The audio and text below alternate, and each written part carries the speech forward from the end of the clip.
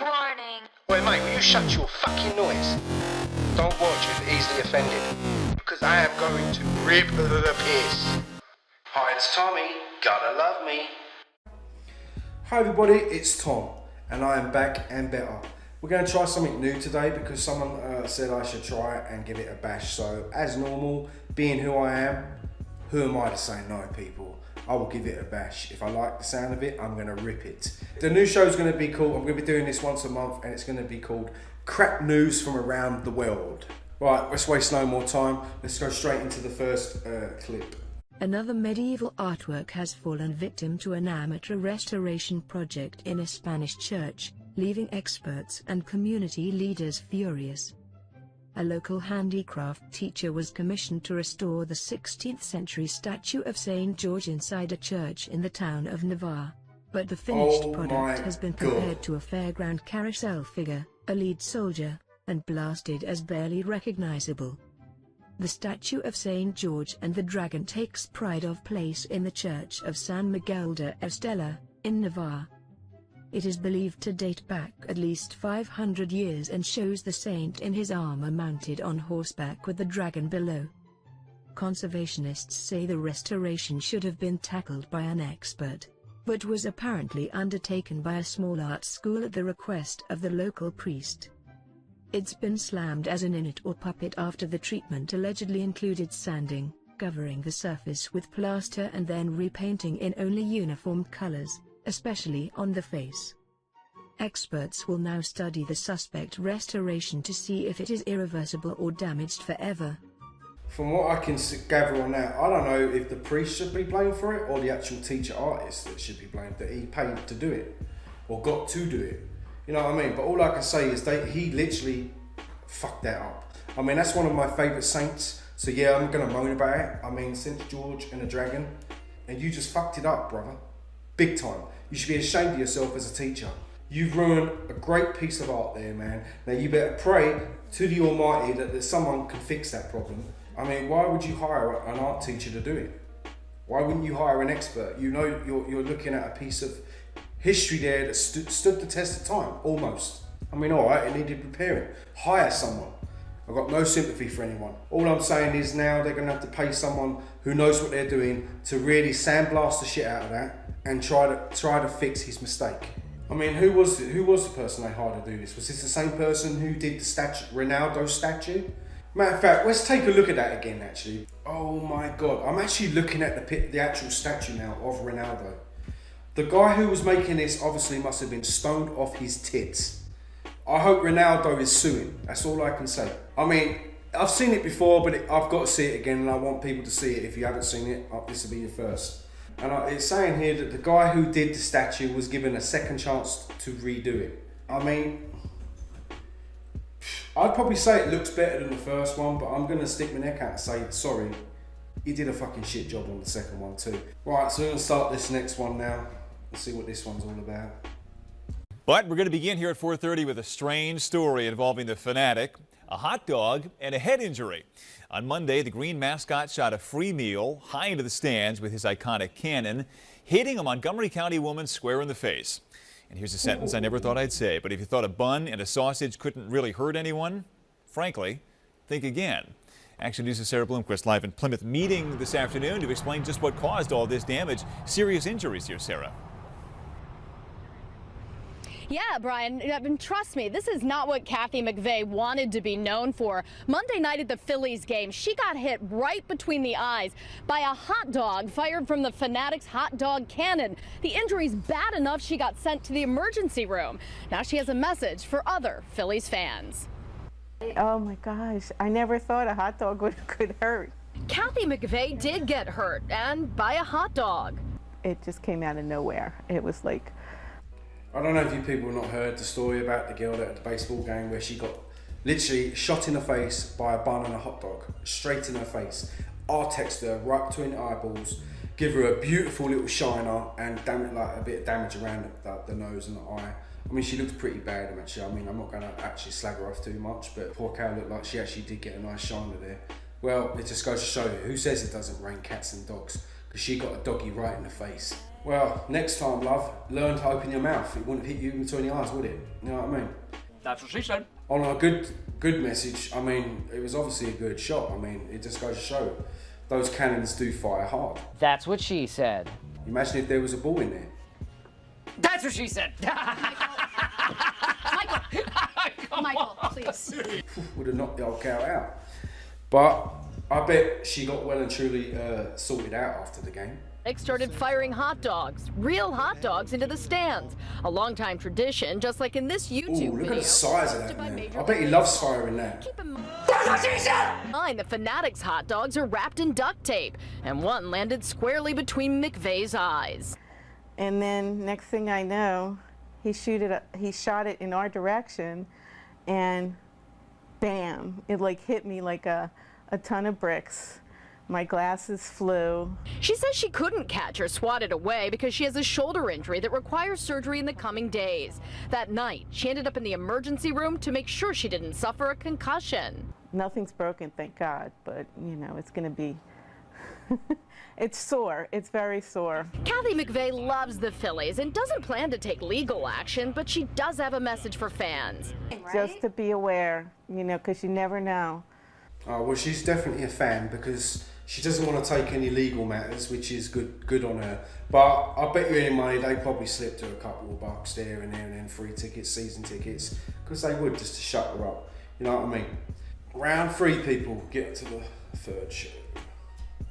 A 32-year-old woman in Russia visited medics after noticing strange lumps on her face for 2 weeks. The unnamed woman, which she said itched and burned, moved from her eye socket to her lip, making it swell up like a balloon.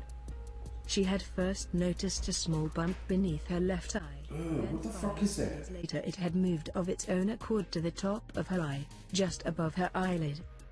It remained there for 10 days, before disappearing and then causing her top lip to swell up far beyond its normal size. Doctors saw the lump was moving, identified it as a parasitic worm and removed it with surgery. The type of worm which lodged itself in the woman's eye are the kind which can enter people's immune system and cause elephantiasis or blindness. The woman remembered traveling to a rural area of Russia outside of Moscow. Well, there's a lot of people out in Russia at the moment because of the World Cup, so be careful drinking their water. This is what I'm saying. If you're British and you're out there, drink bottled water. Do not drink tap water. Because after watching this shit, this can cause blindness, elephantitis, everything. You do not want to pick up one of these worms, people. You will see the video later on and you'll see what this poor cow went through, but I wouldn't want to do it. I mean, that was nasty. I mean, just picture that, people. Try to feel what she's feeling. Something crawling around your face, under your skin. I mean, that's what you call nightmares, man. You can't get to it unless you're willing to stab yourself in the face or claw your face off. But thank God they removed that for her. Oh yeah, and well done to England for qualifying to the last 16. Whew, get in there, my son. You know, let's get on to the next one. Let's hope this one cheers us up a little bit. Just felt like something wet hitting me. It stunk. It was gross, really. It felt dirty. Right away, you could smell the smell of poop. Susan Allen and her son were parked at this very intersection as they watched the liquid cover their vehicle and fall all over them. Car was just inundated with poop. It was falling from the sky. You could feel the drops hitting you. It kind of felt like we got a dump truck full of mud dumped on top of us. When I looked up, there was nothing above us but a plane flying. It had already flown a little bit past, obviously, and you could still see light things falling from the sky coming through my sunroof, because my sunroof of my car was obviously open. Oh my God! And I started crying. I'm like, I'm covered in poo, and it's human poo, right? She said, yes, it's human poo. And I was like trying to hold my shirt away from me, so my son sprayed me off. I sprayed him off. We sprayed the vehicle off. It almost looked like wheat, splattered wheat, and it was gray. Bird poop is white and black. It would have taken 1,000 flock of birds to fly over all at once to cover my car as much as it was covered. I went to the doctor. He did swipe on my eye. He told me that I did get feces in my eye. The reason that I got the burn in my eye would be from a chemical called liquid blue that I'd never heard of from before. And he said it's something they put in the toilets to emulsify the business in there. Allen said she'd like her vehicle to be detailed as it still smells like feces. For Castanet News, I'm Alana Kelly in Kelowna. Well, that's the first for me, people. I've never ever heard of that or seen that happen. I mean, I know they do a fuel dump before landing, but I never knew the airplanes literally dump their shit out on people. And that's basically what's happened to this poor girl, poor woman and her son. She was out in a little BMW that she's so proud of because it was black and now it looks like it's white covered in bird shit, but we know it's not bird shit because it's human shit, that some airplane literally dumped its asshole over the top of them. I've never heard of it, I've never seen it happening before, that's a first for me. So another woman that would be able to sue the crap out of fucking an airport and an airliner and get loads of money out of it. I mean, I'm not going to lie to you people, she deserves every penny of that. I mean, you can't really milk something like that. I mean, if you're R-texting shit, I would want to sue too. Do you know what I'm saying? So I'm going to stick up for her and say, go for it, girl. Sue them for every fucking penny you can get off them. Greedy fuckers. Next video. Right, I think this is the last one we're going to do today. Let's watch this shit.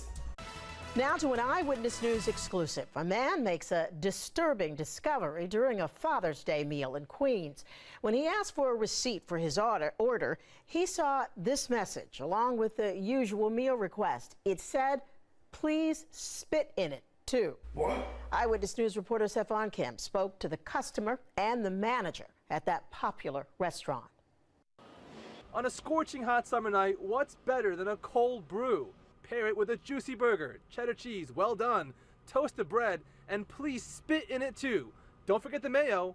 Wait, spit? I ate my burger already, and I felt like I want to throw up. In this exclusive interview with Eyewitness News, Curtis May says it all started because his order got mixed up. So he asked his waitress for the receipt, and that's when he noticed that extra ingredient. She couldn't explain it. She's like, well, I didn't do it. So I was like, well, who prints out the receipt? So she says, I take it up there and I print it out myself. So you're telling me you did it?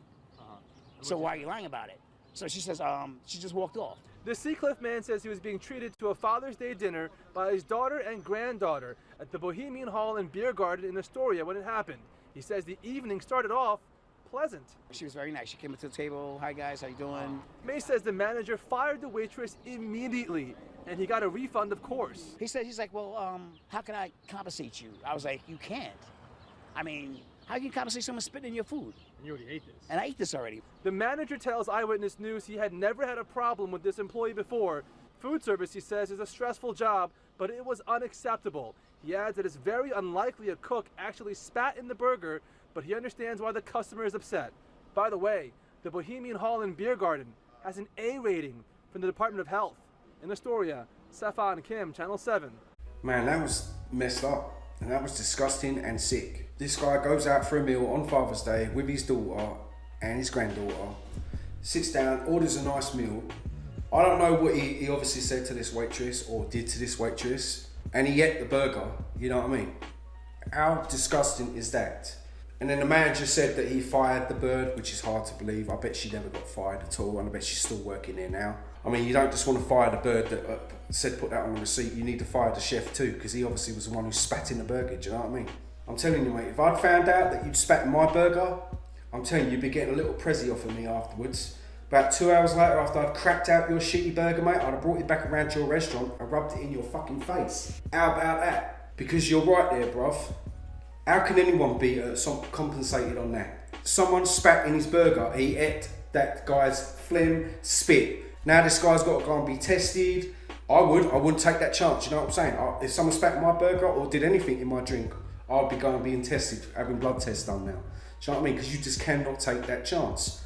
But getting back to me rubbing that shit right in your fucking face, oh my days, I'd be enjoying that. I'd be like, yeah, you enjoy making your burger now, did you, mate? Yeah, you can have it back right in your face. That's nasty, mate. I'd have your restaurant literally fucking closed down, bruv. Literally.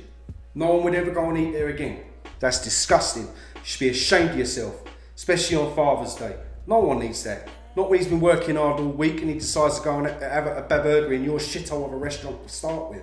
But people, I hope you liked the show. I might have ranted a little bit, but there's a thin line on what you can do in this world. I mean, that to me is disgusting. But until next time, people, please be nice to each other. Peace. Hit subscribe, share with friends, and hit the bell icon to be alerted every time we post. You're watching Ripping the Piss.